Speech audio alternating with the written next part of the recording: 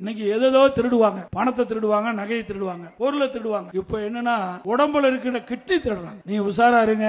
யாராவது இங்க வந்திருக்கிற கழக நிர்வாகிகள், தொண்டர், பொதுமக்கள், உங்க உற்றார் உறவினர் நம்பர் யாராவது திமுக கட்சிக்காரன் நடத்துற மருத்துவமனைக்கு போயிருந்தீங்களா? நீ போய் ஸ்கேன் பண்ணி பாத்துங்க, உங்க உடம்புல இருக்கிற உறுப்புகள்லாம் உள்ள கரெக்டா இருக்குதான்னு பாத்துங்க. ஏன்னா அண்மையில் திமுக கட்சி சேர்ந்த எம்எல்ஏ நடத்துகிற மருத்துவமனையில் கிட்னி முறைகேடு நடந்ததா தகவல் கிடைத்து இந்த திமுக அரசாங்கமே அங்கே போய் ஒரு கமிட்டி நியமித்து அந்த கமிட்டி போய் அந்த மருத்துவமனை சோதனை செய்ய பொழுது முறைகேடு நடந்து கண்டுபிடிக்கப்பட்டு இதுவரைக்கும் நடவடிக்கை எடுக்கல. இது மிக மோசமானது என்பதை நேரத்தில் எண்ணி பார்க்க வேண்டும்.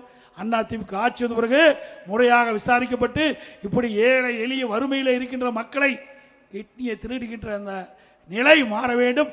அந்த கிட்னி திருடுகின்றவர்கள் முறைகேடாக கிட்னியை எடுக்கப்பட்டவர்கள் மீது விசாரிக்கப்பட்டு சட்ட ரீதியாக நடவடிக்கை எடுக்கப்படும் என்ற அறிவிப்பை இந்த நேரத்தில் தெரிவித்து